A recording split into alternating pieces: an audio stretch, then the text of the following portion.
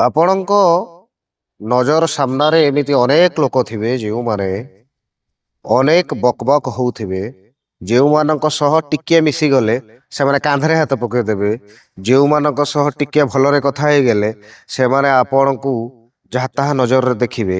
ସେମିତି ବେକାରିଆ ଟାଇପ୍ର ଲୋକଙ୍କ ସହିତ ବନ୍ଧୁତା ବାନ୍ଧିବା ଏବଂ କଥା କହିବା ଭିତରେ ଆପଣଙ୍କୁ ମର୍ଯ୍ୟାଦା ରଖିବାର ଆବଶ୍ୟକତା ଅଛି। ନିଜର ଗ୍ରେଭକୁ ମେଣ୍ଟେନ୍ କରିବାର ଆବଶ୍ୟକତା ଅଛି।